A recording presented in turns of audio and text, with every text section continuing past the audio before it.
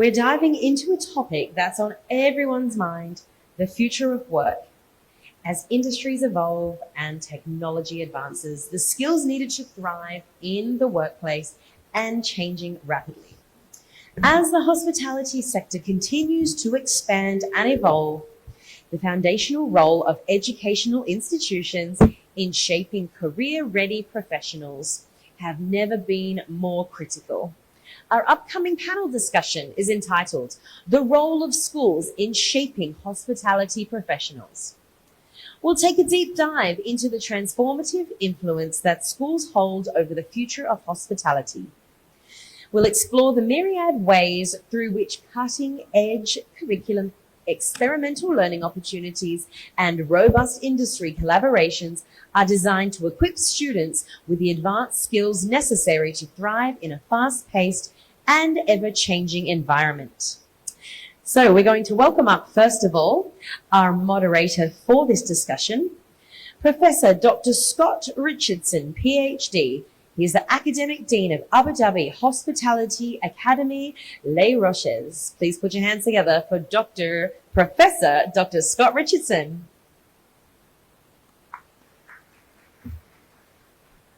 Fantastic. And joining him up here on the stage, our panelists, we'd like to welcome up Stacey Kasek, Revenue Manager, F&B and Spa, Atlantis, the Palm and the Royale. Dr. Lawrence Brown, Director, Principal Consultant, National Life Skills Academy. And Alan Tupikoff, Executive Director of Finding Other Solutions. Let's put our hands together for all of our panelists and our moderator. Over to you.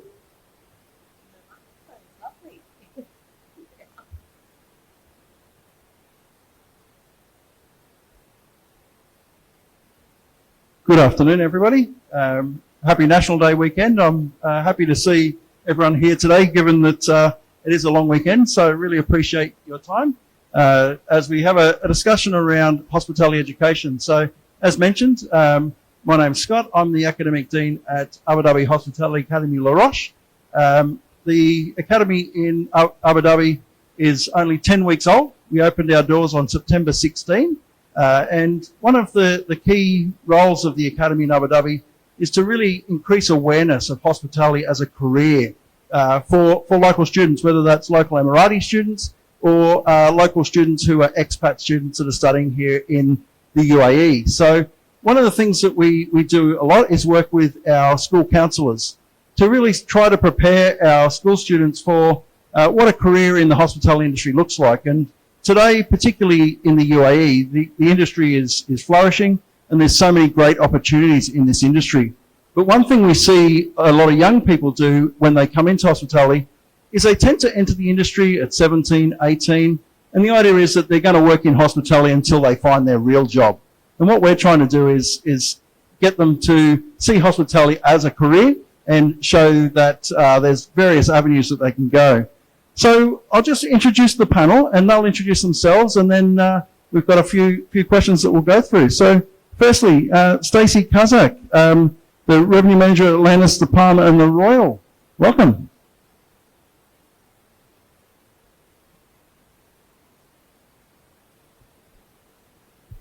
Hello. Thank you so much, Scott. Good afternoon, everyone. My name is Stacey. I actually represent Les Roches as an alumni. I graduated about 4.5 years ago, and since then I came to Dubai and I worked with Atlantis the Palm, and then later we opened Atlantis the Royal.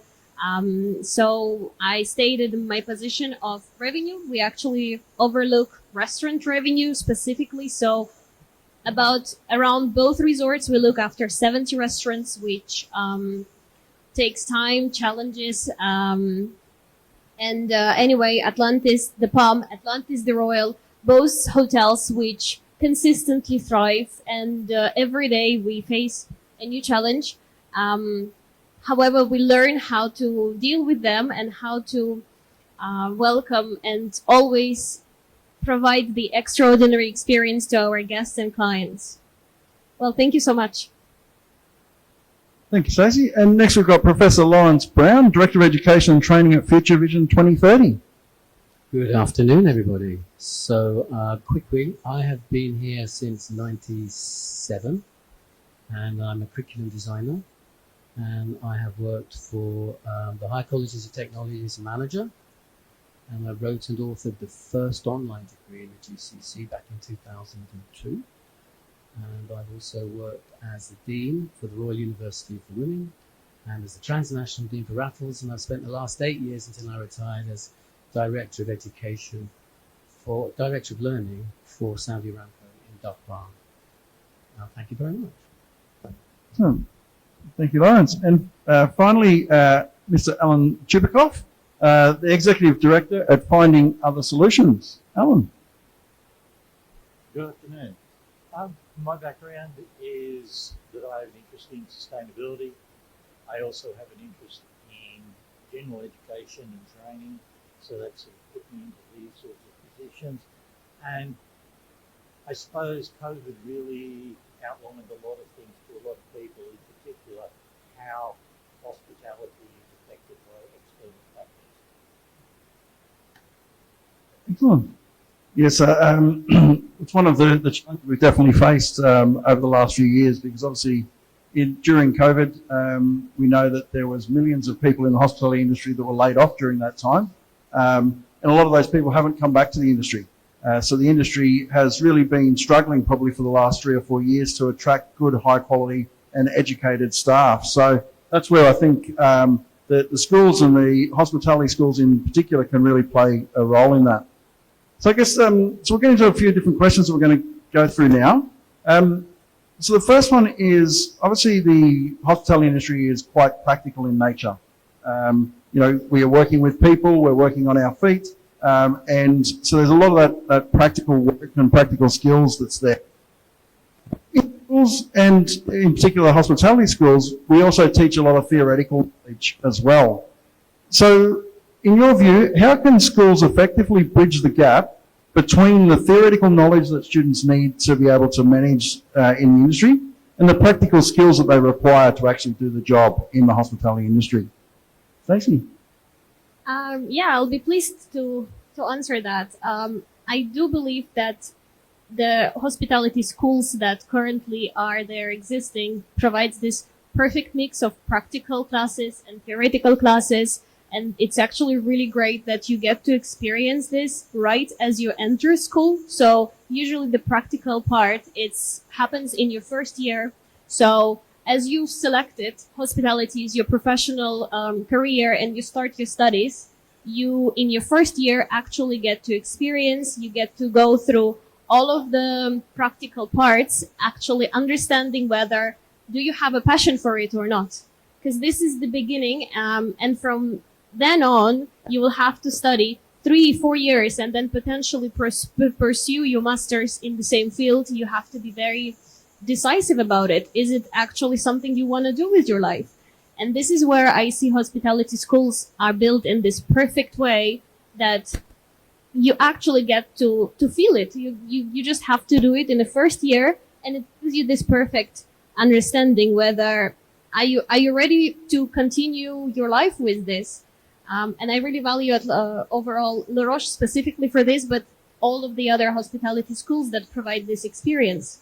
And I will actually add as well from the recruitment side. When you recruit somebody, you probably know that everyone wants someone with experience. It's very hard to recruit someone who doesn't have experience because you do not know how people will show themselves as their employees.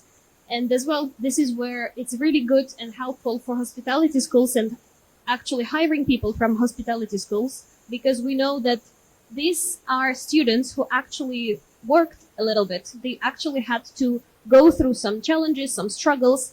They had to add a little bit of sweat in it and actually worked through it. So this is a really good step that there is the practical and theoretical mix in hospitality schools. Perfect. Thanks, Stacey. Lawrence? Oh, this one's an interesting one. I like this.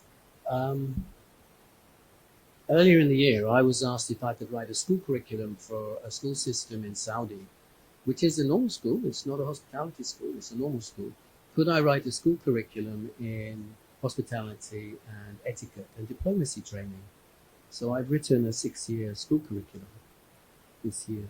It's a syllabus outline with the beginnings of curriculum and methodologies for engagement and the range of topics. And I don't see this as being part of the school curriculum. I see this as being part of the quality assurance requirement for adding value to the curriculum, extracurricular added value. And I see this as being taken as modules, giving students, young people, the choice if they're interested in specific modules, little communities of learning, and probably like an online MOOC course, like a 4 or 6 week course that they can take of their own volition in their own time. I facilitated communities of learning like this in Aramco, where you've got 6 or 7 people taking one course at the same time.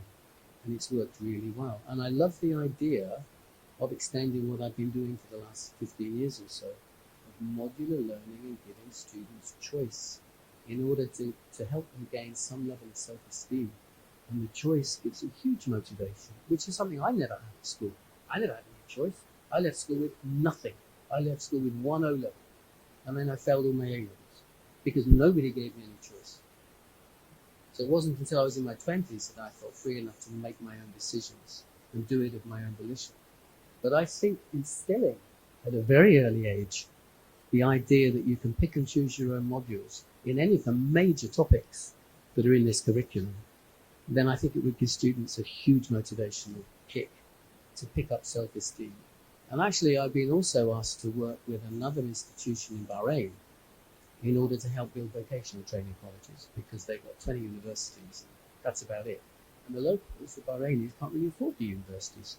They're so expensive. So your average Bahraini's got nowhere to go unless we bring in this hospitality idea, because it's massive now in Saudi. So, for example, 5 million Saudis are supposedly going to be trained up for the tourism industry. That's a massive undertaking in Saudi. I spend my working life in Saudi and Bahrain. So I see huge potential in the school systems there, in the normal school systems, for invoking an interest and engagement for young people in the many, many different fields that happen within the etiquette, diplomacy, and hospitality and tourism industry. So I think there's huge potential there. And the institution I'm beginning to work with in Bahrain has a wonderful curriculum, which is very affordable for Bahrainis. Hugely, it's possible for them to do this.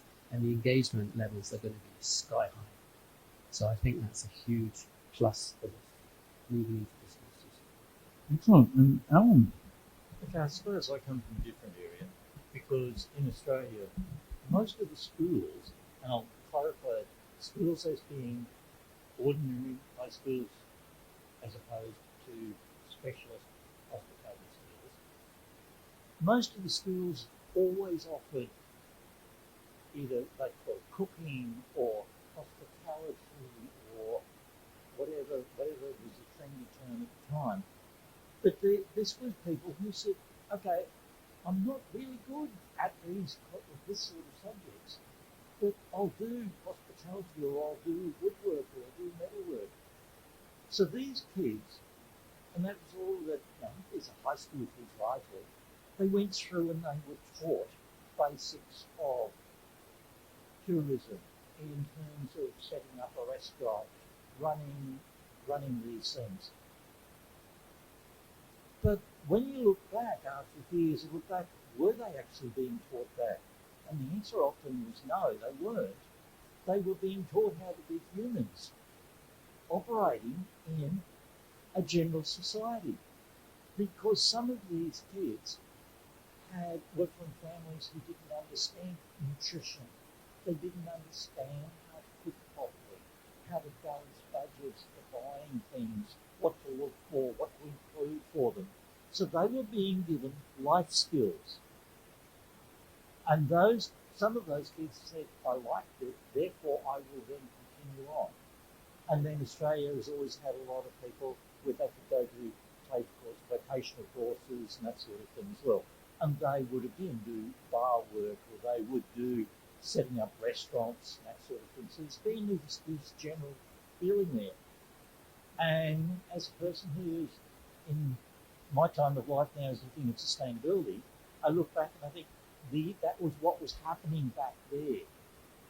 So the school-based training was setting people up with life skills, with health and wellness skills, budgeting skills, managing skills, being able to think and be innovative, because in the hospitality industry, you turn up one day and you've got a bad client there.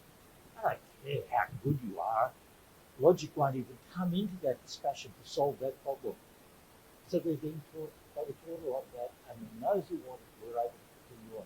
Now I think that later is where nowadays it's not faring as well as it used to, because those people now need more training than what they've got.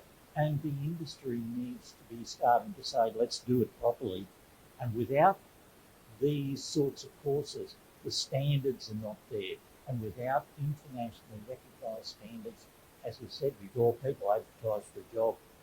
I don't know what that person's ever done because they're not doing those standards. So it's a combination of setting up expectations, but the hospitality industry in itself drives so many other key industries. It drives agriculture, it drives manufacturing, it drives banking and finance, and people giving birth to children properly and being able to raise their children. So I think we need to be looking right outside the box to what is really there and how hospitality is going to work with all of the environments to produce better people, not just better hospitality employees.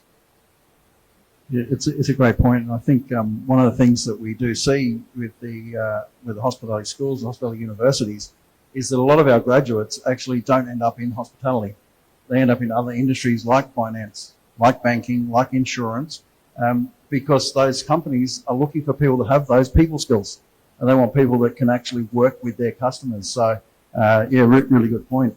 And Lawrence, did you have something there as well? Yeah, when I put this curriculum together this year and I looked at the widest range of future-proof topics that I could put into it to make it meaningful 5 years down the line, I realized exactly what you were saying, Alan, that it's producing people with a caring, emotive personality, somebody who can enter an area of conflict and know how to handle a conflict, somebody who can show emotional intelligence in a conversation, somebody who can recognize and empathize with others when they're in difficult situations.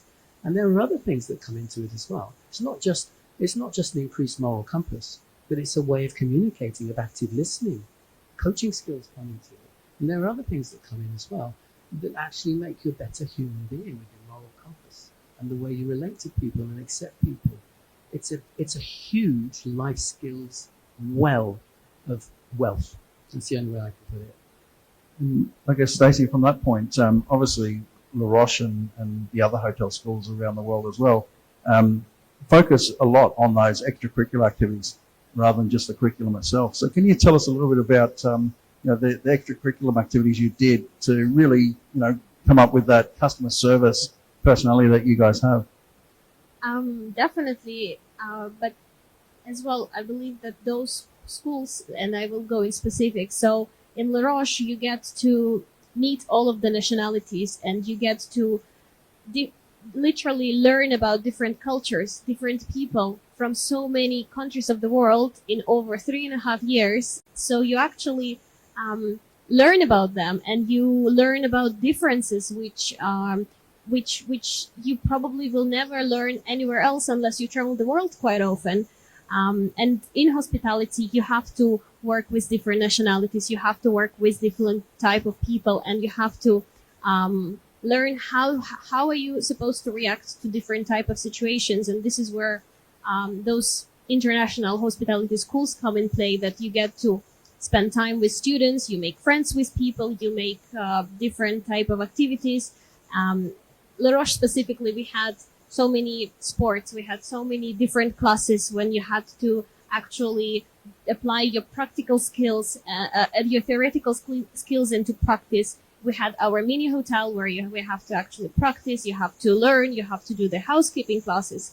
You actually do lots of work, and you learn about yourself first of all, because you are put in a situations where you probably haven't been in life by this age of 18, 19, the young students. So you learn about yourself, you learn how do people react, you find your way, how do you make friends with people that you're probably not familiar with, and the cultures and nationalities. Um, and This is how the international school help. And this is how, for example, in my personal experience, now being 5 years in an actual industry working for a big property, it helped me a lot. Working with right now over 100 nationalities we have in my property. And it does take some time, an appreciation from me when I remember I actually had to face some kind of challenge or even speaking with a guest. And I remember that at some point in La Roche when I was studying, um, we've talked about it. It's something that came through education, and it helped in your professional career to be exposed to just this kind of nationalities. Excellent. Thanks. And Alan, you touched on it a little bit. You sort of talked about innovation, and Lawrence, you talked about future proofing. And I think one of the things that has been a hot topic, and I was at the HSMAI, which is the hotel marketing conference in Dubai last week, and almost every panel was talking about AI and how AI is changing everything we do. Obviously, schools, education providers are grappling with AI at the moment, and how do we make sure that the work that the students are actually giving us is their work. But from a school's point of view, what role should schools, and hospitality schools in particular, play in fostering innovation and that entrepreneurial thinking amongst the students? Alan, we'll start with you. Stay away from AI as a starter. Okay. For the last panel, I did ask a question at the end in terms of when AI should be allowed to be involved in raising children. And I think hospitality courses at the moment, that is a very valid one. When children are children, they have to learn to problem solve, they have to learn to be innovative. And if you pick one version, say, of hospitality, chefs. Chefs have always had and always will have a reputation for being very fiery and to try and keep sharp objects away from them as much as possible. But if they bring in the daily's fruit and veggies for the day, and some of the veggies are not that good, a good chef will stop and think, okay, what can I do with that tonight to still deliver what I've got to do? So they have to be able to think on their feet and to move. A front of house person is the same thing. You've got to be able to get on your feet and say, right, I've got to solve that problem today because I've got this guy complaining his bath's too small or whatever. So you're looking for people who are going to be innovators, who are going to be thinkers, who are going to be problem solvers. And they need to be able to be trained to do it. You can't, sometimes you can go onto a computer in a hotel and the computer will tell you, right, rooms 3205 is available. Okay, you can do that.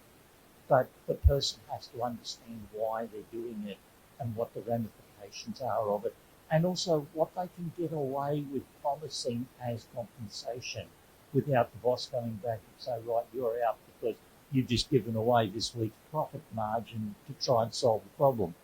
So hospitality is great. AI will solve certain problems, but AI will not solve the basic ones, which are creating humans to solve humans' problems on the spot, one-on-one. You can't sit there and say, please, ChatGPT, how can I do this to solve this problem? Well, too late. You've got to be able to work that out from the beginning. So, where I say keep AI away, keep AI away in the early days until we can get people who can think and motivate themselves, and then help them out to get those done quicker later on. Nice. Well, it's just I was thinking, my daughter's flying to Nagano today to start front of house in a ski resort. She's 18, and apparently her mother says she's absolutely terrified. Also, I remember in the police that an average young bobby on the streets, when confronted with a conflict situation, their heartbeat could race up to 160 beats a minute to make an arrest. And I think that's the kind of emotional intelligence and resilience that we need to make sure we're building into this curriculum. Thinking on your feet quickly under stressful situations with people who can be, in one way or another, unpleasant or aggressive as well. And there are many reasons. I mean, this morning we had a talk about addiction, and Nick was saying that the charity that she set up is now working in Qatar to help work with agencies and their support groups in Qatar for addiction. Also in the hotels, they're training people to recognize addiction from staff to customers and the kids of customers, and how they're going to deal with addiction when it comes face to face. And of course, there are many definitions of how that can be manifest in practical situations. So the range of skill sets that we're teaching here are life skills akin to really very few other roles that I can think of, to be honest. And Stacey, innovational entrepreneurial thinking, from your point of view, how important and how what role did La Roche play in fostering that within yourself? So, innovation and entrepreneurial thinking. Well, I would support definitely that AI is it's already part of our day to day, and it's there. We have to deal with it. However, I would agree with whatever was mentioned earlier, that definitely hospitality is about it's about personal experience. It's about human to human. No AI ever in the world would be able to replace this personal touch. And now in hospitality, every day we get to think, how else can we make the experience more personalized? How else can we make this moment special for each and every guest that comes to a hotel? It's just AI would never be able to do that. As well, in hospitality in schools, I believe that it's important that students still gather together. It's an in-person class that exists, because exactly when we are in one room, this is when we strategize, this is when we generate ideas, this is when we exchange ideas, and I do not really see at this moment in life how AI could replace this. Yes, it will support us, and I agree it will be here to a specific level. However, a human touch will be always very important in it. Also, we've got collaboration and team working. No AI can relate to the level of cohesive team working that happens in hospitality and tourism. And of course, how are we defining these things? We're not just defining them as hotels. We're defining them as airports, airlines, ports, hospitals. This is all coming in. I mean, I was asked by Price Waterhouse about 2 years ago, Lawrence, could you just please put together a roadmap for us to show us how to bring in quality assurance across the tourism industry in Saudi Arabia? Well, have a think about that. Could you just give us a roadmap to how you would bring in quality assurance across the tourism industry in Saudi Arabia? I mean, think of what that includes. Think of the 5 million people employed and the different roles and jobs they've got. Think of the insurances. Think of the suppliers. It's just unbelievable. You know why they ask us to do these things, don't you? Because they can't do them themselves. And it's not just one person they're asking, it's 10 or 15 who they know can come up with a response. And then they gather those 10 or 15 for nothing. Only about probably 5 people would respond to that, I would imagine. And then they supply them off to the company or to whatever to try and get the contract. It's actually immoral, and they don't really understand what they're doing. And I'm not just picking them out. It's happened to various others, friends of mine as well, who know a lot about a lot like quality assurance. Could you please go to Qatar and show us how to quality assure and improve and implement improvements from elementary school to PhD level across Qatar? What? I mean, is that really what you want us to do? I think too, just to keep on this thing of teamwork, then one of the things in today's environment is that most of the large type of hospitality industries are very heavy users of energy. They're very heavy producers of waste. They're very much in the sustainability equation at the moment. And people today want to go to green resorts. Whoever knows what green means these days. But anyway, so you're looking for people to be able to say, okay, I'm putting a resort on a desert island with no power, no water, no waste, no amenities, no way of getting product over to them, but I've got to do it. So they have to come up with a way that they're not going to wreck the planet whilst they're doing it. So whilst we're talking about the staff being involved in it, it is right through everything to do with hospitality. And the chart for today, we talked about 2040 before. The charter for 2040 for hospitality is for how to make that industry a sustainable one, because in most areas, the staff come from the local town, village, community, whatever. You are affecting people's life. You are giving them a life. Every one of the United Nations SDGs through hospitality, and that has to be carefully managed, carefully controlled, carefully understood, and implemented to make hospitality what it's supposed to be, a top quality service industry that assists people in delivering their dreams and ambitions. Some really good thoughts. I think one of the other challenges, obviously, of AI. 2 years ago, AI didn't exist, and all of a sudden today it's everywhere. So we're constantly looking at La Roche and at other universities where I've worked, and I'm sure in the K-12 sector as well, is how can we make sure that we're evolving our programs and what we're delivering to our students to make sure that we are preparing them for the challenges, but also the opportunities that lie ahead in a globally shifting landscape. With the kids today, you start a 4-year degree. Who knows if in 4 years' time the degree that you've studied even has a job at the end of it. Now, hospitality, I can safely say, we will still give them the thoughts this afternoon. We'll definitely need hospitality, that face-to-face touch. But how can these schools evolve their programs? And Lawrence, you've done a lot of work in this sort of curriculum development. You're talking about Saudi and Bahrain. What do we need to do to ensure that our programs are meeting those needs? I think you have to just keep reassess it, don't you? You just have to keep reviewing it. It's like an iterative process with customer feedback.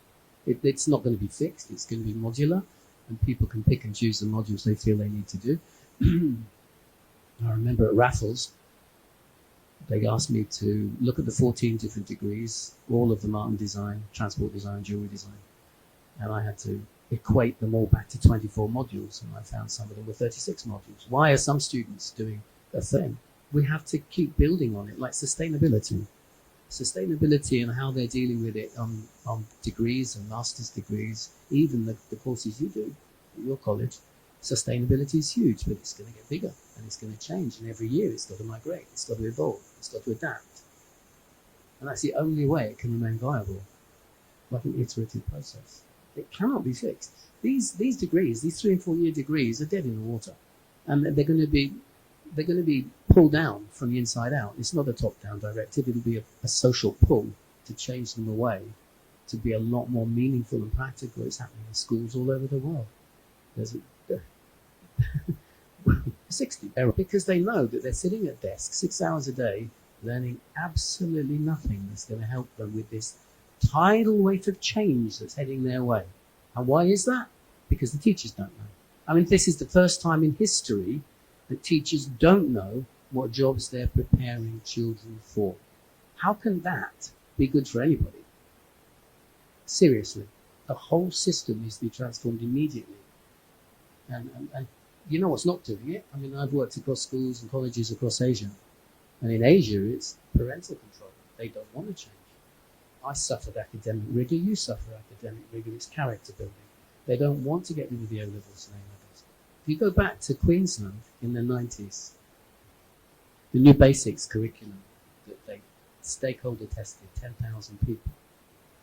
They realised that the O-levels and A-levels that kids were going to interviews for were not working anymore.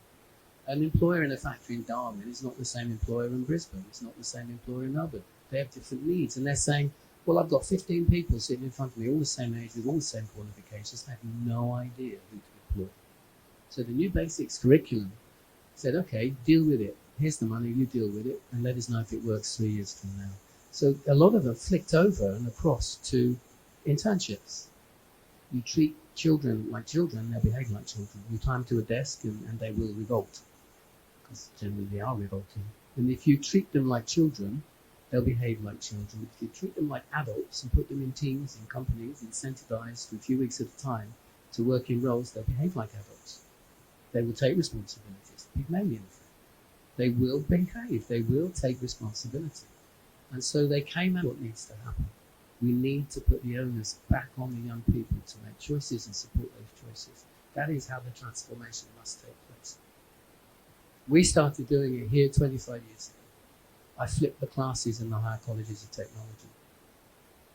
Please, Lawrence, could you write us a second degree for the higher colleges of technology? There's an engineering degree, but we need an applied communications degree across Abu Dhabi men's, Abu Dhabi women's, Dubai men's, Dubai women's, 33 students, graduates. They're in their 20s. I didn't know the best way to work with them. I'd been in the military college. I'm a teacher, sleep teacher. So I didn't know quite what to do with them. And so I asked them, and after a couple of months, we'd come up with a solution, which was flip the class. So I would write, today it wasn't there because we didn't have them. Well, like a wiki page. This is an introduction to semiotic theory. There's some links at the bottom that I checked they're really good. Go in and have a look at it. When you come back next week, we'll chat about it. So you come in the classroom, you say, okay, who did all the work? Who checked all the links? And then they say, well, this was my learning journey. And if you look at a class of 15, you've probably got 5 who did, 5 who did nothing, and you've got this continuum in between. So the moment you flip the class and become a coach, and you start coaching the conversation, you get this wonderful peer teaching going on. And that's the methodology that we're going to have to move to. It's not teachers as teachers. It's teachers as facilitators with coaching techniques. And this is beginning to take off big time anyway. Teacher training needs to change. Sorry, I went into a rant, didn't I?